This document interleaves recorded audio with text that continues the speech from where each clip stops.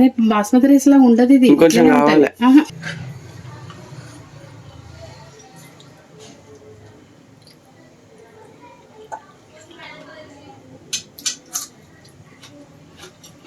బాగుండే అన్నారు, అటే వచ్చినాము. అందరు పిల్లలు ఏడుతారు పాపం.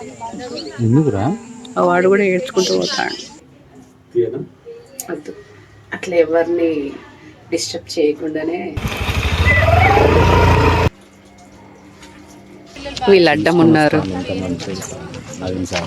వస్తున్నాడు.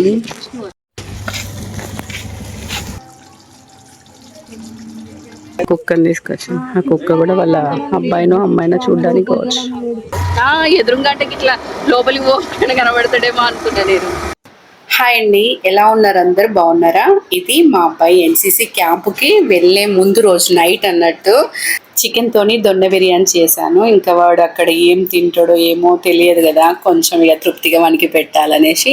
ఇది చిట్టు ముత్యాల రైస్ తోని చేస్తారు కదా, అంటే చిన్న చిన్నగా ఉంటాయి రైస్. ఏంది మమ్మీ ఇట్లుంది అంటాడు వాడు. పొడి పొడి లేదు. అరే బాస్మతి రైస్ లా ఉండదు ఇది, కొంచెం కావాలి. మరీ బాస్మతి రైస్ లాగా అయితే ఉండదు కదా, ఏదో పొడి పొడిగానే ఉంది. కానీ వేడి మీద అట్లా ఉండేసరికి ముద్ద ముద్ద అనుకుంటాడు వాడు. కానీ టేస్ట్ మాత్రం తిన్నాక వీళ్ళిద్దరు, మా ఆయన ఉన్న మా అబ్బాయి, బా సూపర్గా ఉంది మమ్మీ అని అంటాడు. ఇక మా ఆయన అయితే రెస్టారెంట్లో ఇట్లనే ఉంటుంది కావచ్చు, మంచి టేస్ట్ ఉన్నది, మంచి ఫ్లేవర్ ఉన్నది అని అన్నాడు. ఇంకా ఇది తెల్లారి ఎన్సీసీ క్యాంపుకి వెళ్ళే రోజు అన్నట్టు. నాకైతే అంత వాడు వెళ్ళడం నాకు అస్సలు ఇష్టం లేదు. అంటే వాడికి కొంచెం హెల్త్ బాగాలేకుండే, ఫీవర్ ఉంది. ఇంకా అక్కడ ఎట్లుంటాడో అని కొంచెం భయం అవుతుంది కదా. వాడు వద్దన్నా వినలేదు, నువ్వు వెళ్తా ఏం కాదు మెడిసిన్స్ అన్ని పట్టుకొని అని అన్నాడు. మనకి కోరిక అన్నట్టు ఎన్సీసీలో జాయిన్ అయినప్పటి నుంచి ఇట్లా క్యాంప్ ఉంటుంది హాలిడేస్లో అని ఎదురు చూసిండు. ఇంకా మన ఇష్టాన్ని ఏం కాదంట. ఇంకా స్కూల్ కాడ అన్నట్టు ఇది. ఒకసారి వాంతో ఒక ఫోటో దిగుదామని దిగాను. చూడండి, నేను పొట్టి ఉన్న మన భుజాల కాడికి ఎంత హైట్ పెరిగిండో. వాడనే కాదు వాళ్ళ ఫ్రెండ్స్ కూడా చూడండి ఎంత హైట్ అయిపోయిందో. ఇంకా అందరు ఫ్రెండ్స్ వచ్చే వరకు మేము ఆగుతాం, మీరు వెళ్ళండి అని అన్నాడు. కానీ నాకే వెళ్ళబుద్ధి కాలే. ఆ క్యాంపు వరకు వస్తాం రా అంటే వద్దు, మా ఫ్రెండ్స్ అందరం కలిసి అంటే స్కూల్లో వాళ్ళు వెహికల్ అరేంజ్ చేసిల్లంట, ఇంకా దాంట్లోనే అందరం వెళ్తాము అని అన్నాడు. ఇంకా సరే అనేసి ఇంకా ఇంటికి వచ్చినాం. వాళ్ళ సార్ వాళ్ళు మార్నింగ్ 8 వరకు ఇక్కడ ఉండాలి, 8:30 వరకు వెళ్తాము అని చెప్పిళ్ళు అన్నట్టు. ఇంకా వీడు పొద్దున 5 గంటలకే లేచిండు. లేచి మొత్తం రెడీ అయ్యిండు. 6 o'clock వరకే 7 కల్లా స్కూల్ వరకు తీసుకొచ్చిండు అన్నట్టు. ఇంత పొద్దున్నే ఎందుకురా, ఇంత ఎవరు ఉండరు అని అన్నా కూడా తీసుకొని వచ్చిండా. ఇంకా వీడే ఫస్ట్, అంటే వీడికంటే ఫస్ట్ ఇంకొక అబ్బాయి వచ్చిండు, వాడు ఇంకెప్పుడు వచ్చిండో. ఇంకా పిల్లలు కూడా 7:30 అట్లా తొందరగా వచ్చిండు. వాళ్ళకి ఇంకా ఆతృత తొందరగా, ఎప్పుడు చూడలే కదా క్యాంపు. ఇదే వీళ్ళ స్కూలు, మా అబ్బాయి వాళ్ళ స్కూల్ అన్నట్టు, ప్లాటినం జూబ్లీ స్కూల్. 10 days అంట క్యాంపు. వాళ్ళకి మాత్రం, పిల్లలకి మాత్రం వాళ్ళకి ఎంత సంతోషంగా ఉందంటే 10 days అంటే ఫ్రెండ్స్ అందరు కలిసి ఒక దగ్గర ఉండొచ్చు అని ఒక ఎక్సైట్మెంట్ తో ఉన్నారు. హ్యాపీగా అక్కడ అందరం కలిసి ఎంజాయ్ చేయొచ్చని అనుకుని ఇంకా మేమైతే ఇంటికి వెళ్ళాము. ఇంకా వాడిని చూడాలనిపిస్తా అన్నట్టు రోజైతే ఫోన్ చేసిండు. వెళ్ళే ముందే చెప్పిన రోజు నైట్ వచ్చి మేము కలుస్తాము అని అంటే, అట్లా రానియరు 5 daysకి ఒక్కసారి అంట అని చెప్పిండు. ఇంకా రోజు కాల్ చేస్తూనే ఉన్నాడు వాడు. ఇంకా 3rd day రోజు మమ్మీ రండి, రేపు రండి ఏమైనా స్నాక్స్ పట్టుకొని అని అన్నాడు. ఏం తేవాలరా అంటే ఆలు చిప్స్ అని అన్నాడు. చూడండి, ఇవి ఆలు చిప్స్ చేసిన ఇంకా మిగతా పిల్లలు కూడా తింటారు కదా అనేసి చానే చేసుకొని పోయినా. ఇంకా రకరకాల బఠానీ, కాబూలి చనా, ఇంకా దాల్ మోటి, అన్ని రకాల పప్పులు ఉంటాయి కదా స్వీట్ హౌస్లో, అవి కొన్ని పట్టుకపోయినా. ఇంకా కొన్ని ఇంకా రకరకాలు పట్టుకుపోయినా. ఇంకా ఫ్రూట్స్ అయితే పట్టుకోపోలేదు, వాడికి కొంచెం దగ్గు జలుబు ఉంది అనేసి. అయితే ఆలు చిప్స్ కొనుక్కరమ్మన్నాడు కదా, అయితే కొనుక్కొని పోవచ్చు, కానీ ఎందుకైనా అంత పిచ్చి ఆయిల్లో వేయించుతారు కదా అనేసి నేను ఇంట్లోనే చేసి ఇంకా పట్టుకుపోయినా.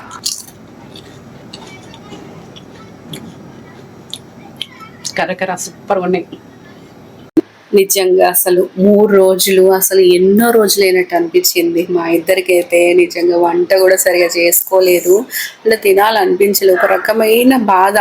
వాడు రోజు ఫోన్ చేసినప్పుడు బాగానే ఉందని మమ్మీ, కానీ ఫుడ్ మాత్రమే కొంచెం బాగాలేదు, ముద్దగా ఉంది, అస్సలు తినబుద్ధి అయితే లేదు అని. ఫుడ్ బాగాలేదు కదా, వచ్చేటప్పుడు బిర్యానీ ఇట్లా చేసుకొని వస్తా అంటే వద్దు ఫుడ్ మాత్రం పట్టుకురావద్దు, స్నాక్స్ పట్టుకురావచ్చు అని చెప్పిండు అన్నట్టు. ఇంకా క్యాంపు అయితే లోపలికి వెళ్ళే ముందు అక్కడ ఒక కానిస్టేబుల్ ఉన్నాడు, అక్కడ మనం సైన్ పెట్టాలన్నట్టు. సైన్ పెట్టి లోపలికి వెళ్ళాలి. ఇదైతే ఒక చిన్నపాటి ఊరు కాదు, పెద్ద ఊర్లానే ఉంది.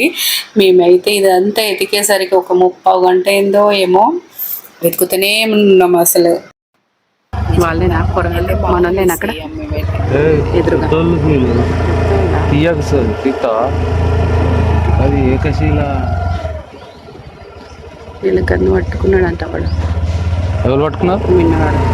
మావాడు ఫోన్ చేసి ఏకశిల బ్లాక్ దగ్గరికి రండి అని చెప్పిండు. కానీ అక్కడ లోపల ఎన్ని బ్లాక్స్ ఉన్నాయో. ఏకశిల బ్లాక్ ఎక్కడ ఉంది అంటే అటు ఇటు అని చూపిస్తున్నారు కొందరైతే తెలియదని అంటున్నారు.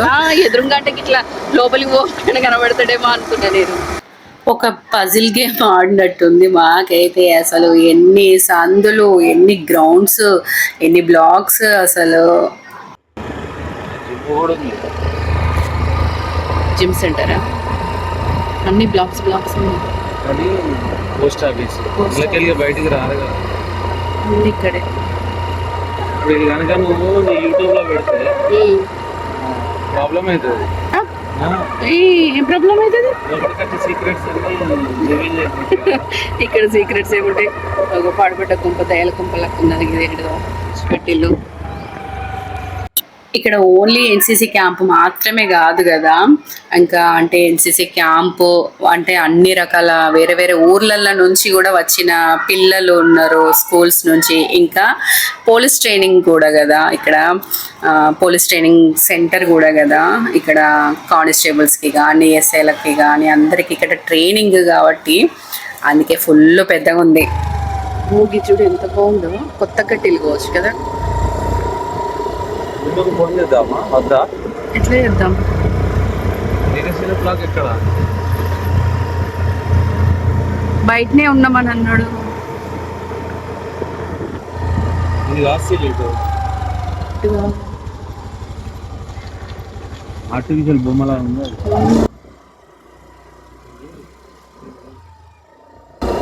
గిట్ పోవాలి కావచ్చు, గి రైట్ సైడ్ కాకతీయ హాల.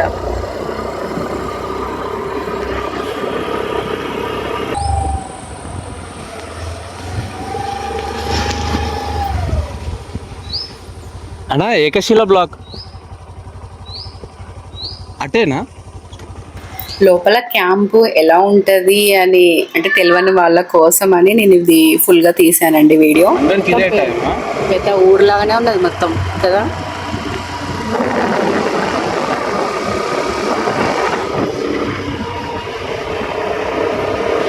ఇటు అయింది, ఇటే అనుకుంటా, పిల్లలే ఉన్నారు. ఏకశిల బ్లాక్, ఏకశిల బ్లాక్ తెలియదా?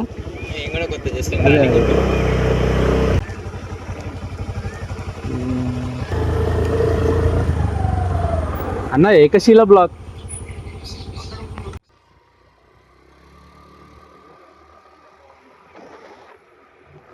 ఎంత దూరం కూడా చెప్పలేవా?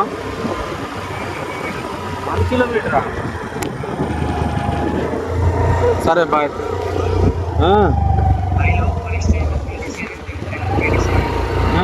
పీటీసీ ఇంతమందికి మనము చూసినాం ముందే.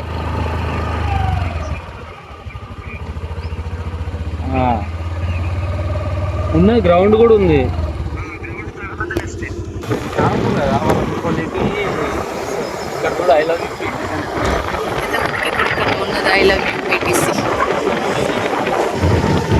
గుడి చుట్టూ తిరిగి గుళ్ళకు పోయినట్టున్నది మా పొజిషన్. ఎందుకంటే మళ్ళీ ఇక్కడ నుంచి చెప్పిండు అన్నట్టు మావాడు అడ్రస్, అందుకే ఇక్కడ నుంచి మళ్ళీ వెళ్తున్నాను. వాడేనా?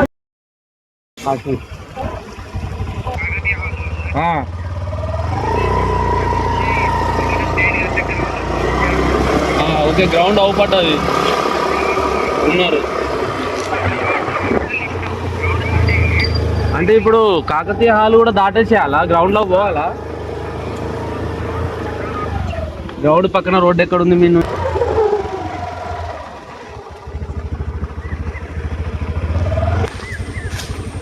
అలాగే ఎంటర్ అయినాం.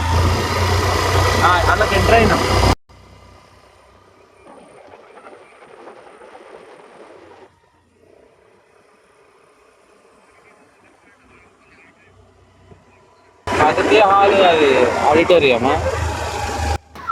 చూడండి ఎన్ని బ్లాక్స్, ఎన్ని సందులు, ఎన్ని బిల్డింగ్స్, అసలు ఎన్ని గల్లీలు, అన్నీ ఖచ్చితంగా కన్ఫ్యూజ్ అయ్యేలాగా లేదా? ఒక్కొక్క రోడ్డుకి ఏమన్నా పెట్టినా బాగుండేది.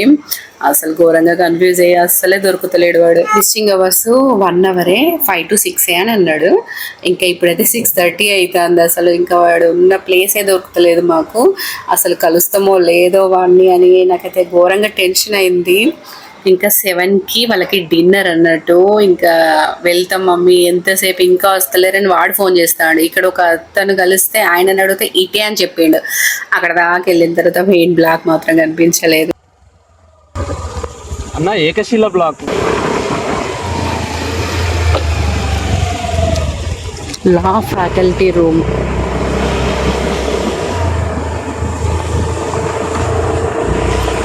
సర్వైవ్ ఓపెన్ గౌడ్ క్లాస్ రూమ్ అన్ని చూడు. Sri Kakatiya Chari class room. నిన్ను సరే కానీ ఒకటి యూనిట్ హాస్పిటల్ అని ఉంది, ప్లస్ అన్నీ ఇట్లా ట్రైనింగ్ ఇస్తారు చూడు, అవన్నీ ఉన్నాయి. ఎంఏ రూమ్ అని లేదు, యూనిట్ హాస్పిటల్ ప్లస్ రేకుల షెడ్ కింద కార్లు, ప్లస్ అన్నీ ట్రైనింగ్లలో సినిమాలలో చూపెడతారు చూడు, ఇట్లా పైకి ఎక్కాలి, అట్లాంటివి ఉన్నాయి. బాగుండే అన్నారు, అటే వచ్చినాము.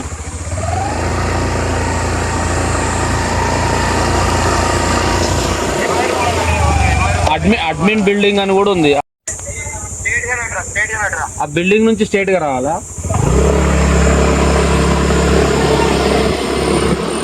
ఒక్కటి అడ్మినిస్ట్రేటివ్ బిల్డింగ్ దాటేసి వస్తున్నాము.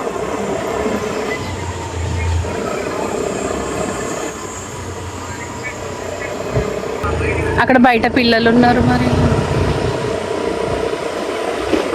ఇక్కడ అందరూ కార్లు పిల్లలు ఉన్నారు. అదేనా బయట? బయటకు రా, మొత్తం మంది పిల్లలు ఉన్నారు బయట.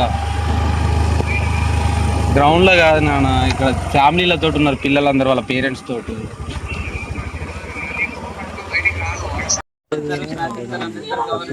కుప్పలు కుప్పలు చూడ. వాడేనా నిన్ను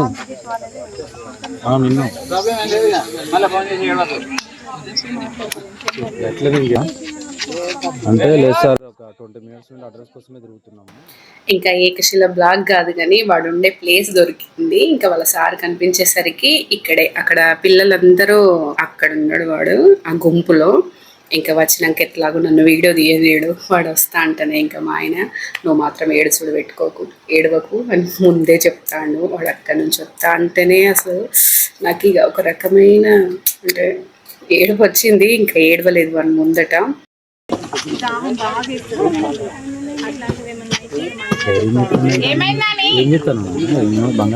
అక్కడ వాళ్ళు చేస్తున్నారు.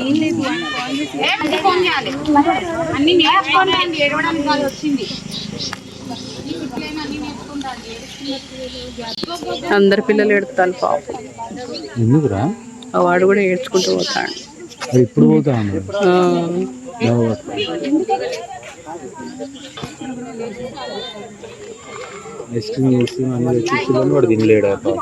మంచి మంచి అన్ని చల్లటి తినబుద్ధి అవుతుందంట.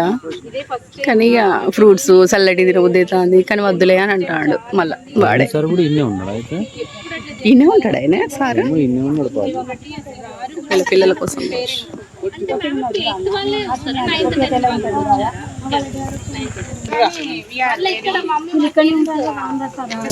కొత్తికొమ్మచ్చ అన్నట్టు ఆడతారు. వంగి ఒకరు వంగితే ఒకరు మించి తూకుతారు. కుక్కని తీసుకొచ్చి ఆ కుక్క కూడా వాళ్ళ అబ్బాయినో అమ్మాయినో చూడ్డానికి వచ్చు.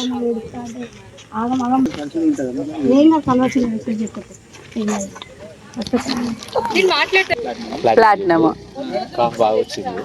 సరే 5 days లో తగ్గుతుంది ఉన్నాడు. నేనే రిక్వెస్ట్ చేసిన సార్ మెడిసిన్ అన్న అంటే సరే నేను పంపిస్తాను సార్ అని వెళ్ళిండు. యాక్చువల్లీ టైం అయిపోయిందంటే 20 నిమిషాలు తిరుగుతాను సార్, నాకు దొరుకుతలేదు. వీళ్ళు అడ్డం ఉన్నారు. వస్తున్నాడు.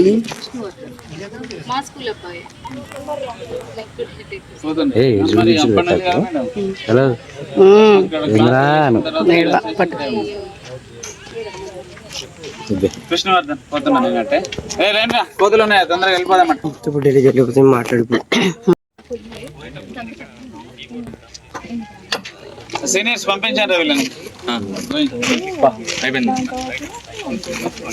వాడి కోసం మొత్తం లోపల అంతా తిరిగినాము, వాడి కోసం వెయిట్ చేసినాము, ఎంత ఆగమైపోయినామో అసలు 5 minutes కూడా లేడు. ఎంత బాధ అనిపించిందంటే అందులో ఇంకా అందరి ముందట అంటే వీనికి మొహమాటం, ఇంకా వాళ్ళ సార్ వాళ్ళు ఇట్లా ఉన్నారు, ఫ్రీగా కూడా మాట్లాడతలేడు. అది ఇది అంటే దగ్గెట్లుంది అది అని మేము అడిగితే వాటికి మాత్రమే సమాధానం చెప్పిండు.